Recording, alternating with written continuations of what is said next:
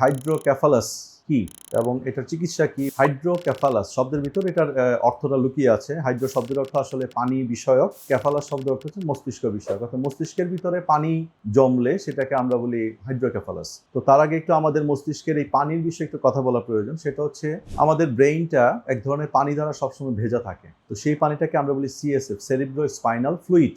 সেটা ব্রেইনের ভেতরে কিছু জায়গা থাকে আমাদের, সেই জায়গাগুলোর ভিতরে এই পানিটা উৎপন্ন হয়, যেটাকে আমরা ভেন্ট্রিকল বলি। ভেন্ট্রিকলগুলো আবার ব্রেইনের সমস্ত লোব বা অংশের ভিতরে কম্পার্টমেন্ট তৈরি করে রাখে এবং চিকন চিকন নলির মাধ্যমে সারা ব্রেইনের যে সাবআরাকনয়েড স্পেস আছে সেই স্পেসের ভিতরে পানিগুলো ছড়িয়ে যায়।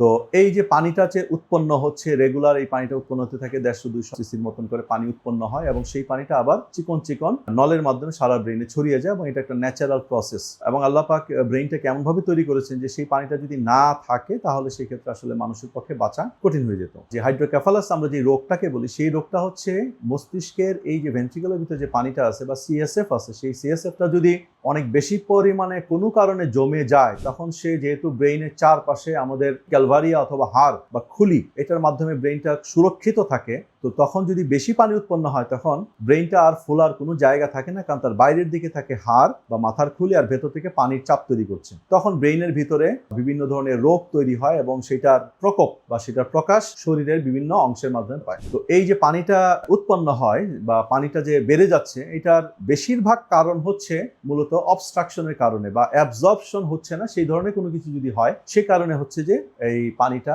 বেশি পরিমাণে জমে যেতে থাকে। তো আমরা যে নলগুলা বললাম, যে নলের মাধ্যমে সারা ব্রেইনে পানিটা বা যে ছিদ্রের মাধ্যমে পানিটা ছড়িয়ে যায়, সেগুলোতে যদি অনেক ব্লক থাকে অথবা আমরা ভেন্ট্রিকলের ভিতরে একটা ভেন্ট্রিকলের সাথে কমিউনিকেশনের যে রাস্তা থাকে, একটা জায়গায় কিছুটা চিকন থাকে, সেই চিকন রাস্তাটা যদি অনেক সময় ব্লক থাকে তাহলে সেই ক্ষেত্রে ব্রেইনের ভিতর পানিটা আর পাস হওয়ার বা সরে যাওয়ার সুযোগটা পায় না। তখন ধীরে ধীরে পানির চাপ বাড়তে থাকে এবং হচ্ছে সেই পানির চাপের কারণে তখন আমরা ব্রেইনে যে চাপ তৈরি হয়, তখন সেটাকে আমরা বলেছি হাইড্রোক্যাফালাস। এটা বিভিন্ন কারণে হতে পারে। যেমন আমরা প্রচুর পরিমাণে পাই বাচ্চাদের ক্ষেত্রে, আমরা বেশ অনেকগুলো পাই। আমরা বাচ্চাদের যেটাকে আমরা কনজেনিটাল বলি, জন্মগতভাবে যে ভেন্ট্রিকলে যে কথাগুলো উল্লেখ করলাম যে কম্পার্টমেন্ট বাই কম্পার্টমেন্ট, সেই কম্পার্টমেন্টের আমাদের যেই থার্ড ভেন্ট্রিকল আছে সেখান থেকে ফোর্থ ভেন্ট্রিকলে যাওয়ার যে রাস্তা থাকে সেটা খুব চিকন থাকে, একটা করিডোর, অ্যাকুইডাক্ট বলি। সেই অ্যাকুইডাক্টটা অনেক সময় স্টেনোসিস বা চিকন হয়ে গেলে তখন উপর দিকে পানিটা জমতে থাকে, সেটাকে আমরা বলি অবস্ট্রাকটিভ হাইড্রোক্যাফালাস।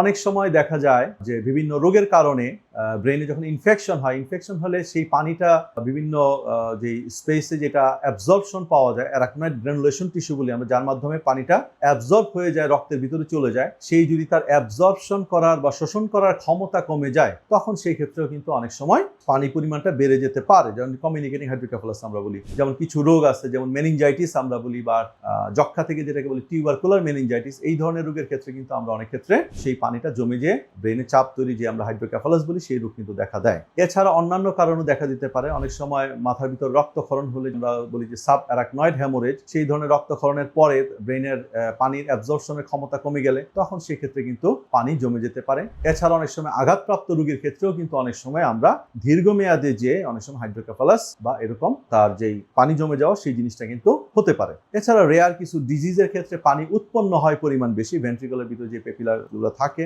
সেগুলোর ভিতরে যখন পানির পরিমাণটা সে করয়েড প্লেক্সাস যেটাকে বলি আমরা মূলত, সেই করয়েড প্লেক্সাসে কোনো টিউমার বা এই ধরনের ক্ষেত্রে অতিরিক্ত পানি উৎপন্ন হয়, বাট কম্পারেটিভলি সেগুলো কিন্তু দুর্লভ। তো মূলত আমরা পাই কনজেনিটাল। এছাড়া বাড়তি অনেক ক্ষেত্রে হাইড্রোক্যাফালাস পাই, যেমন হচ্ছে টিউমারের কারণে যদি পানির যে রাস্তাগুলো আছে সেই রাস্তাগুলো, যেমন ফোর্থ ভেন্ট্রিকুলার যদি টিউমার থাকে, অর্থাৎ মাথার পেছন দিকে যদি টিউমার থাকে, তাহলে সেই ক্ষেত্রেও কিন্তু অনেক সময় পানির রাস্তাটা ব্লক হয়ে যে অনেক সময় কিন্তু হাইড্রোক্যাফালাস হতে পারে। ইভেন ভেন্ট্রিকুলের ভিতরেও অনেক সময় টিউমারের কারণে বা ভেন্ট্রিকুলের পাশে অনেক সময় টিউমারের চাপের কারণেও কিন্তু সেই ধরনের পানি ঠিক মতো যখন পাস করতে পারে না, তখন কিন্তু হাইড্রোক্যাফালাস ডেভেলপ করে। হাইড্রোক্যাফালাস রোগটা ডায়াগনোসিস করবেন নিউরোসার্জন বা নিউরোলজিস্ট। সেই রোগের ক্ষেত্রে আমরা কি পাই? সেই রোগের ক্ষেত্রে যে সিমটমগুলো পাই, সেই সিমটমগুলো হচ্ছে বাচ্চাদের ক্ষেত্রে আমরা দেখি যে বাচ্চাদের হাড়গুলো যেহেতু প্রথম দিকে জোড়া লাগে না, দেখা যায় যে হাইড্রোক্যাফালাসের কারণে বা পানির চাপের কারণে যে মাথাটা আস্তে আস্তে আস্তে আস্তে বড় হতে থাকে, তখন এটা বাইরে থেকে বোঝা যায়। এবং দ্বিতীয়ত আরেকটা যে বিষয়টা আছে, সেই বিষয়টা হচ্ছে যে এই পানির চাপটা বেড়ে যেতে থাকলে তখন অনেক সময় মাথা ব্যথা, বমি, চোখে দেখতে অসুবিধা, খিঁচুনি, এই ধরনের বিষয়গুলো কিন্তু দেখা দেয়। তো কাজেই যদি কোনো রোগীর ক্ষেত্রে আমরা দেখি যে বাচ্চার ক্ষেত্রে ক্রমাগত মাথাটা বড় হয়ে যাচ্ছে স্বাভাবিকের চেয়ে, বড়দের ক্ষেত্রে দেখা গেল যে মাথায় ব্যথা, বমি হচ্ছে, চোখে ঝাপসা দেখছে এবং এটা দীর্ঘমেয়াদে হচ্ছে, তার সাথে অন্যান্য সিমটম যদি থাকে যেমন ভার্টাইগো, মাথা ঘোরানো, খিঁচুনি, অজ্ঞান হয়ে যাওয়া, এই ধরনের কিছু থাকলে কিন্তু সেই ক্ষেত্রে দ্রুত কোনো একজন চিকিৎসকের পরামর্শ তথা নিউরোসার্জন অথবা নিউরোলজিস্ট তার কাছে পরামর্শ নিতে হবে এবং তিনি সেই মোতাবেক কাজ করবেন। হাইড্রোকেফালাস এটার চিকিৎসাটা কি? বর্তমানে নিউরোসার্জারি আন্তর্জাতিকভাবে এবং আমাদের দেশেও প্রভূত উন্নয়ন সাধিত হয়েছে। তো হাইড্রোকেফালাসের যে ট্রিটমেন্ট, সেই ট্রিটমেন্টের যে অপশনগুলো আছে, সেই অপশনগুলোর ভিতরে যদি আমরা মোটা দাগে দুইটা কারণে আমরা ভাগ করতে পারি।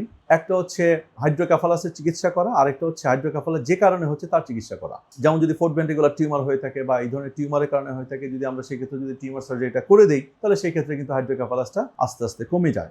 আর কিছু ক্ষেত্রে আছে যে এটা আমরা CSF ডাইভারশন বলি, অর্থাৎ যেহেতু পানি জমে যাচ্ছে এবং পানি যাওয়ার রাস্তাটা পাচ্ছে না, তখন আমরা যেটা করি, আমরা বিভিন্ন ধরনের চিকিৎসা পদ্ধতি আছে, সেগুলোর ক্ষেত্রে সেসব অপারেশনের মাধ্যমে আমরা হাইড্রোকেফালাসের চিকিৎসা করে থাকি। যার ভিতরে মোস্ট কমন যেটা, সেটাকে আমরা বলি ভিপি শান্ট, অর্থাৎ ভেন্ট্রিকুলো পেরিটোনিয়াল শান্ট। সেটা হচ্ছে যে আমাদের মস্তিষ্কের ভেতরে যে ভেন্ট্রিকল, যেখানে পানিটা উৎপন্ন হচ্ছে, সেখান থেকে আমরা ব্রেইনের ভিতর থেকে চামড়ার নিচ দিয়ে পেটের ভিতরে আমরা পেরিটোনিয়াম যেটা আছে, আমরা সেটার ভিতরে যে আমরা পেরিটোনিয়াল ক্যাভিটি আছে, সেখানের ভিতরে আমরা একটা পানির রাস্তা করে দেই, ভিপি শান্ট বলি। অর্থাৎ এক ধরনের যন্ত্র পাওয়া যায় পাইপের মতো, সেটা আমরা দিলে সেই ক্ষেত্রে পানিটা বাইপাস করে ব্রেইনের পানিটা পেটের ভিতর চলে যায়, ফলে ব্রেইনের চাপটা কমে যায় এবং রোগীর সেই ক্ষেত্রে বেশ কিছু উপকার পেয়ে থাকে। এর বাড়তি রেয়ার কিছু ক্ষেত্রে আমরা অনেক সময় ভেন্ট্রিকুলো এট্রিয়াল শান্ট, অর্থাৎ ভেন্ট্রিকল থেকে হার্টের ভিতরে, ভেন্ট্রিকল থেকে আমরা প্লুরাল ক্যাভিটি অর্থাৎ বুকের ভিতরে আমরা অনেক সময় দিয়ে থাকি, অর্থাৎ যদি প্রয়োজন পড়ে তাহলে সেক্ষেত্রে দেওয়া হয়ে থাকে। এর বাইরে আমরা আরেকটা পদ্ধতিতে আমরা করে থাকি, সেটা হচ্ছে যে ভেন্ট্রিকলের আমরা যে থার্ড ভেন্ট্রিকল বলি, ভেন্ট্রিকল অর্থাৎ যে কম্পার্টমেন্টগুলো থাকে, সেই কম্পার্টমেন্টের নিচেও আবার কিন্তু পানির কিছু জায়গা থাকে খোলা। এন্ডোস্কোপিক আমরা থার্ড ভেন্ট্রিকুলোস্টমি, অর্থাৎ ভেন্ট্রিকলের সাথে আমরা বাইরের দেয়ালের একটা যোগাযোগ করে দিই বা দেয়ালটাকে ফুটো করে দিয়ে আমরা সেই বেজের কাছে থার্ড ভেন্ট্রিকুলার যে কম্পার্টমেন্ট আছে, সেই কম্পার্টমেন্ট বা ভেন্ট্রিকল আছে, তাকে তার বেজে আমরা ফুটো করে দিলে সেই ক্ষেত্রে কিন্তু ভেন্ট্রিকলের পানিটা সরাসরি অন্যান্য যে সিস্টার্ন বলি সেই স্পেসের ভিতরে চলে যায়। তো সেই ক্ষেত্রে আস্তে আস্তে আস্তে আস্তে রোগীর কিন্তু উন্নতি দেখা দেয়। তো সেক্ষেত্রে হচ্ছে যে অতি সংক্ষিপ্তভাবে বললাম, কারণ এখানে অনেকগুলো টেকনিক্যাল কথাবার্তা থাকে, সেই কথাবার্তাগুলো আমাদের চিকিৎসকদের জন্য বেশি প্রয়োজন। তো আমরা হাইড্রোকেফালাস কি, হাইড্রোকেফালাসের সিমটম অর্থাৎ কি কারণে আপনি এই ধরনের কিছু হতে পারে মনে করতে পারেন, সেই বিষয়ে কথা বললাম এবং সেই চিকিৎসা পদ্ধতি অতি সংক্ষিপ্ত আকারে কিছু জিনিসপত্র আমরা আলোচনা করলাম। ধন্যবাদ সবাইকে। আসসালামু আলাইকুম।